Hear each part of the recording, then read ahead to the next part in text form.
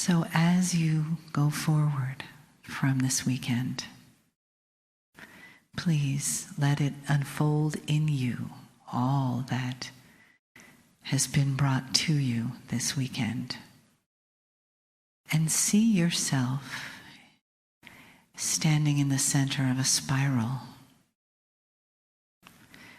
that is connecting you between heaven and earth, that unwinds and unfolds information and love and guidance through your breath, through your heart, through the wisdom of your own magnificent sacredness, through the love that exists in this room, in this family, and in all of our families that we touch from here to the beyond, the limitlessness and the expansion of that love as it turns in the center of the spiral of your heart and awakens and unfolds consciousness and healing that becomes the part of you, the you that you have been waiting for, the you that you already are, in the love and the light of the I am.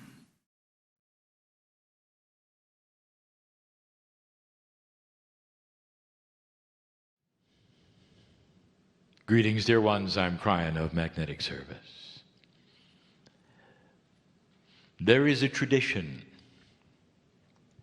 of more than 20 years when it comes to my partner and channeling. The tradition is that on a 2-day event, the last channeling would be heartwarming, loving, short, and simple. We're going to break the tradition.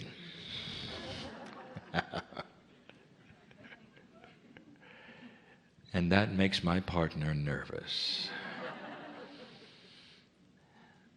He is comfortable with emotion. He is able to translate so easily the energy of the heart.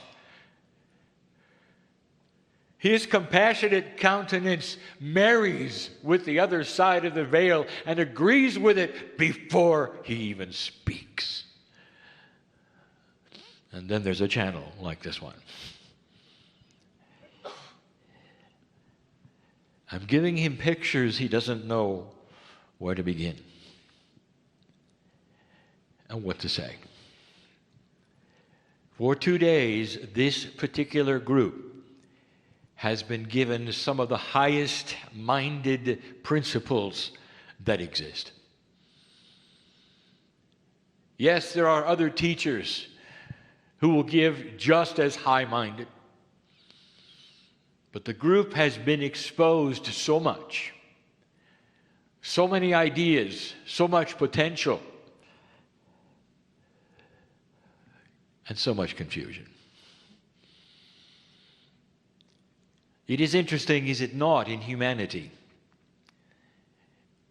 when a truly brilliant man or woman on a stage, because they are brilliant, because of what they have taught and what they can do, and because of the maturity and elegance of their consciousness, when they are asked a question, they answer it brilliantly.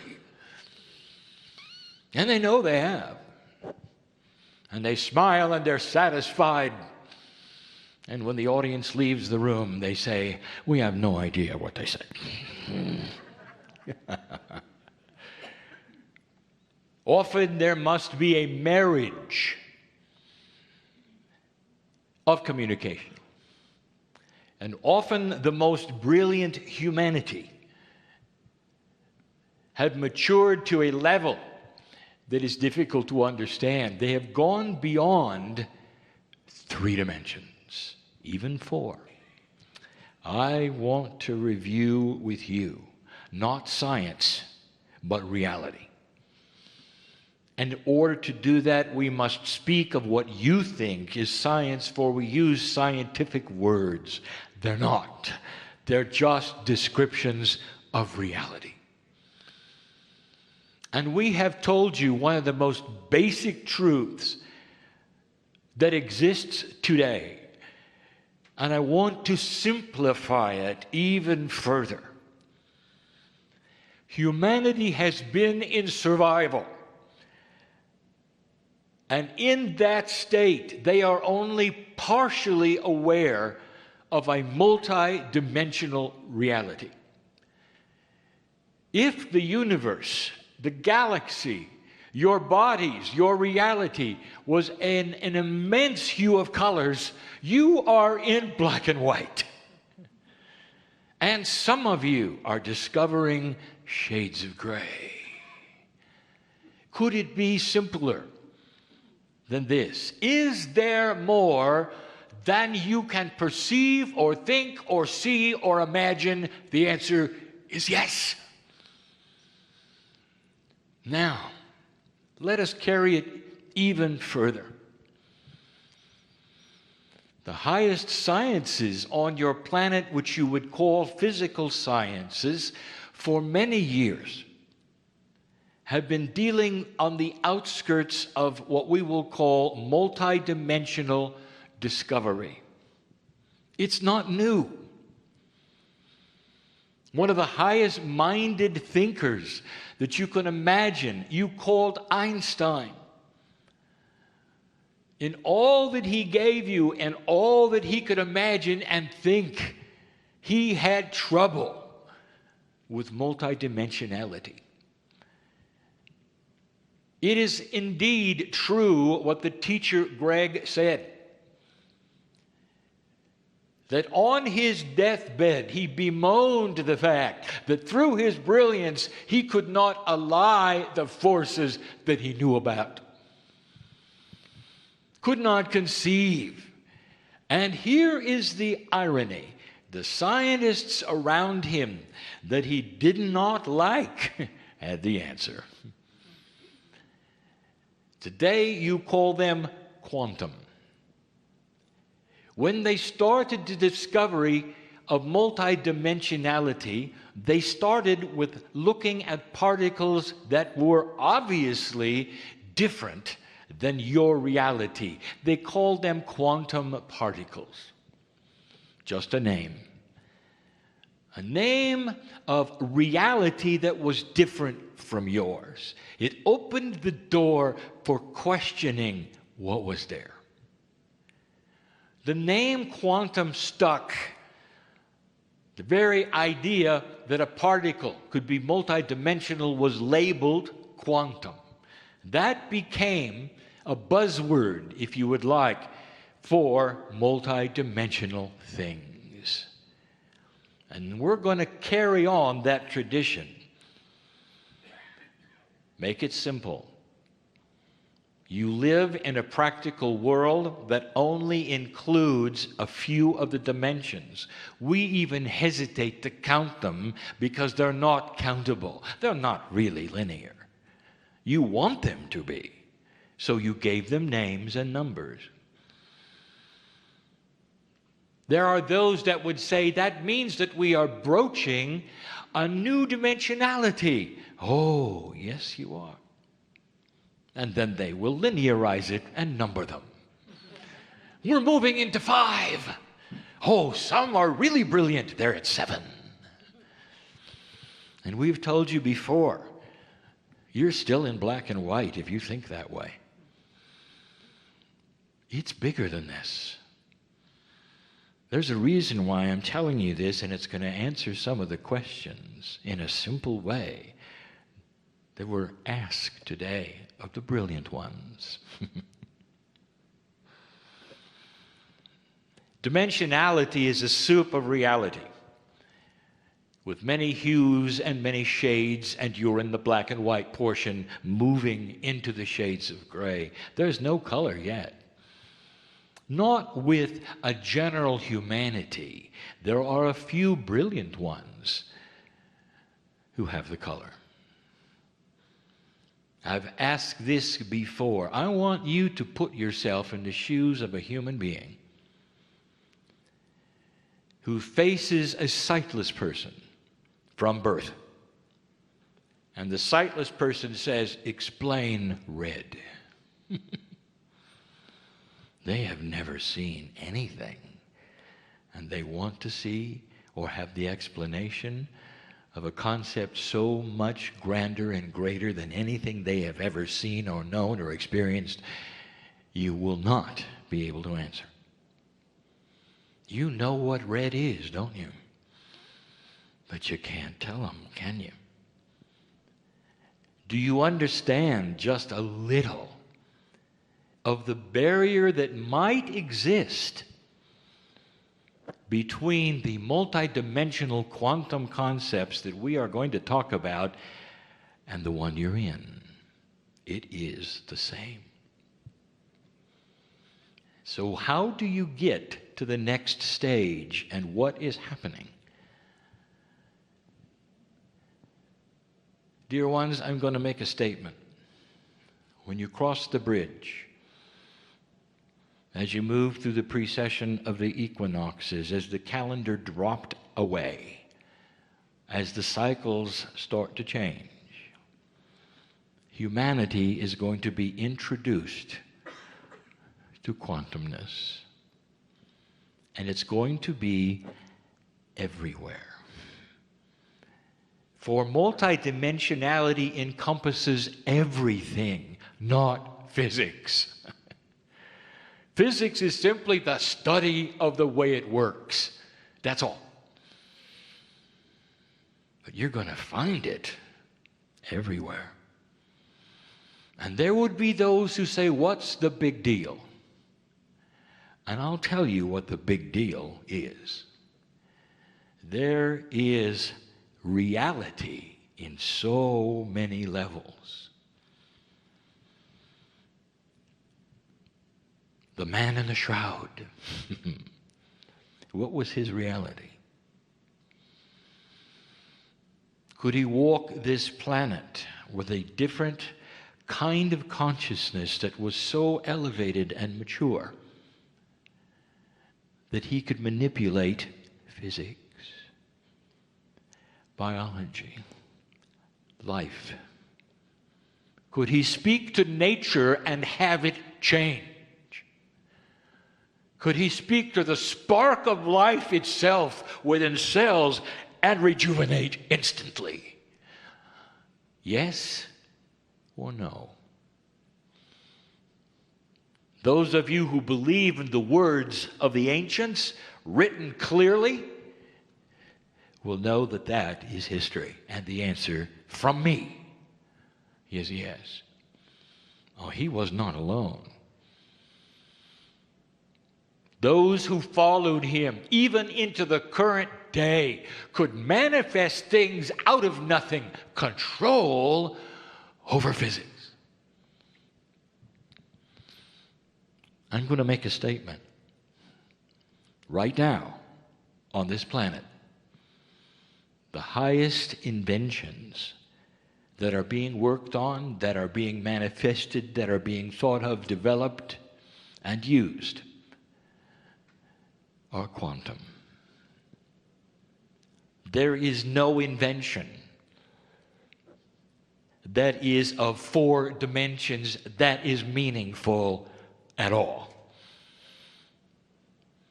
Oh, there will be some. They'll be cute. But nothing like what you're working on. Now, let us back up to a channel of a few weeks ago. And I started to describe and define what you're going to discover eventually about something you think is different. And it's called consciousness. Define it in your mind. You'd say, it is the way we think. It might be identified as our vibratory rate of thinking. Oh, how 3D of you. You know what consciousness is? It's the human being's quantum engine. And it's physical. We told you it has rules of physics. That when you started to apply, and when you started to understand, and when you started to know about how to work with your own consciousness, no one else's, but your own, the moment you begin, you inform every single cell in your body to start shifting into shades of gray. It is automatic because it is expected of an old soul. There have been hints of this, dear ones. We have given you a little physics. We're going to give you a little physics again. You're dealing with basically 4 laws, what you call laws of physics. We have defined them slightly differently to make it easier for you to understand. 2 of them, we have said, are strong and weak electromagnetic force. You have relabeled those as gravity and electromagnetics. Not really. They're allied. I'm going to show you in a minute. The second 2, the strong and the weak nuclear force, what scientists take a look at the core of the atom and examine. And then the 2 missing ones, which will give you a total of 3, 4, no, 5 maybe, 6, 3 pairs, will complete it all. The strong and weak multidimensional force, when discovered, analyzed, defined, and when finally understood, will even explain what you would call dark matter. There is no such thing. It's simply invisible. Now, let's talk about a brilliant one for a moment to give you just a hint of how science starts to relate to consciousness. His name was Tesla, and he loved magnetics. I told you about him. He came for a reason and left in frustration because he could only go so far. That was all he was allowed to do. Let me tell you what he saw in his laboratory through his eyes. And I've only mentioned it once before. Dealing only with designer magnetic fields that were coarse, without computers, without the electronics kind of elegance you have today, all he could do was flounder in general areas of designer magnetics. But 3 times or more he touched on a formula that changed the mass of things on his workbench, and they flew off and hit the ceiling. The astute who examine his workshop, even the preserved archaeology of his workshop today, will see pockmarks in the ceiling. He didn't discover anti-gravity. There is no such thing. He discovered the relationship between designer magnetics and the mass of an object. You think mass is stable. You think if something is bigger, it has a higher mass. Oh, how 3D. That's all you've seen. And it gives you something called gravity, which you also don't understand. You know why? Because it's quantum. Magnetics is quantum. You play with it. That's all you do. You play with it. You don't understand it yet. Humanity is starting to work with consciousness. What did you see the good doctor do today? What did you see the teacher Greg settle on? To bring back something he said was old and give it to you again. Do you see how the dots are starting to be connected? Because both of them centered on something that is critical, and that is consciousness will change physics. And part of physics is biology. The masters gave it to you first. They begged you to watch it. And what did you do? As unelegant humans, literally in survival mode, you worshiped them. You didn't get it. You didn't understand. This could be you. And they came again and again and again. And by the way, they're coming again and again. Perhaps you'll listen this time and write it down. Consciousness is the key and is the answer to a very esoteric and quantum question. If quantum energy has no real time, if quantum energy can be projected through portions of entanglement so there's no distance, one of the questions today, how about the law of the inverse square? You know what that is? That's a three-dimensional law that quantum physics ignores. You can send a signal from here, right now, today, to the farthest part of the universe, and they'll get it instantly, because it's not part of black and white. Are you understanding this? The ones who are receiving shades of gray are starting to develop the receivers that are quantum in their brains. Do you know what spontaneous remission really is? It's the human being who has a triggering from whatever process you want to call it, through his akash, through fear, through joy, through survival, who all of a sudden, for a moment, sees in color and has the ability of the masters and heals himself in minutes. Now, I want to relate to what you saw today, dear human beings in this room, and were told. What did you see on the screen? Healing in minutes. How do you explain it? What did the doctor tell you about a new system that is purely and totally conscious thought? Instant healing. Are you beginning to connect the dots? Here's a question. If you can create a quantum invention, whether it's a laser or something else, when you turn it on, why doesn't it cure everyone around you? Here is a simple answer. Because it's quantum, and you're not. But those of you who are working on quantum thought, meaning a higher vibrational consciousness, are then the antennas who will receive it. Is that simple enough?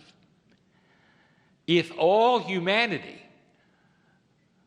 had the shades of gray moving into color, you could turn the laser on and all of them would be affected.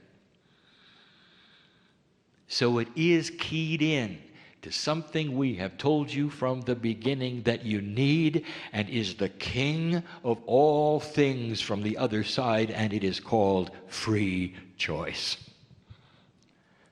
A human has the ability to ask themselves logical questions and develop their own answers. Here's a question: is there something more than you can see? The ones in this room would say yes.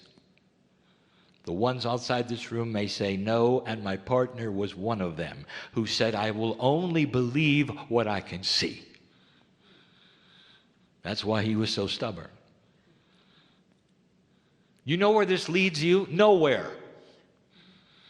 If you are proud of this belief and you are listening to me now, or perhaps you're even in the room, and you'd say, that's logical, why should I change? I'm only going to believe what I can see. This makes total sense. And I could say, well, that means 100 years ago they told you about germs, and what did you do? You laughed in their face. Probably caught their disease. Speaking of that, you want to know the power of the quantum consciousness of a human being? Look at a hypochondriac who over and over speaks to his cells out loud, tells everybody what he's afraid of, and that's what he gets. That's power. Did you notice? Did you notice? You're working on shades of gray in the room. As you do, there is another rule that starts to take shape. Something is hidden in your body. Now, if I told you who hid it there, you're not going to like the answer. There are processes that are quantum. All of you have mastery. All of you can be the man in the shroud. Your DNA is equipped fully. There's nothing that has to be given to you from somewhere else to activate it. The basic truth is this: your free will starts a process that the cells have been listening for eons. The energy was not right on the planet, and now it is. The part of space you were going into was not right, and now it is. There's a plan here, and it's benevolent, and it's loving, and it's gracious, and it honors free choice of the human being to see in color. I'm going to say it again. The most profound inventions and processes on this planet right now are the ones that totally involve consciousness, not physics. But consciousness is physics. The creator of the universe is the master physicist. And when you start realizing what is in these forces, even the 4 basic ones, but especially in the 6, you will include consciousness as a major player of physics. And that is why your mind and what you have can instantly speak to your biology and get a result, and say to the mountain, move, and it will. What if all humanity had that power? The intellectual says, that's laughable. What if you did? And I say to you, congratulations, your Earth just graduated. There's no confliction, because it comes with wisdom to use it. Do you understand that as you mature and you become seeing the shades of gray, your palate changes, your wisdom changes. You figure out why things are what they are. You stop the problems of the earth that you think are unsolvable simply because you're in black and white and that's all you see. Every single holy man, shamanic energy, anyone that you know who could manipulate reality had something else, if you remember, and that is profound wisdom. Profound. It comes with the territory. Can you imagine a human race that is wise? It's happened before in other places in your galaxy, and that is why we are comfortable to say today, we have seen it and you're doing it. The degree of speed at which you accomplish it is up to you. Slow, fast, but the snowball is rolling. It's going to be hard to stop. And in the process, as light and dark itself recalibrates itself, there will be conflict. And we told you there would be. Do you dare celebrate it? Understand. So again we say, the ones who are studying their own selves and the consciousness of themselves and are trying to figure out the puzzle are going to trigger a cellular response that is going to help give you the answers. Your body is smart. Who hid all this information? What's the process? Why the illusion? Who hid it? You already know the answer, don't you? We told you, God within means you're eternal. God within means you're wise and you're smart. God within means that you were smart enough to hide this from you until you became mature enough to understand it and use it. I hope this starts to explain some of the oxymorons between quantumness and 3D. Dear ones, the message of Kryon from the beginning, has said that you are facing change. Don't despair at what you see on your planet because you created it within the change. Go back to your history and your prophecy and you will say there was every bit the opportunity for you to have destroyed yourself. You had the engine of destruction up and working when you were born, and you didn't. The naysayers will say the engine is still there, you're still going to do it. That's what humans do. And then there will be the ones who are thinking in shades of gray. And there's two kinds, and we told you who they were a little while ago. I'm going to add the third group. There's the ancients, there's the futurists, and there's the old souls.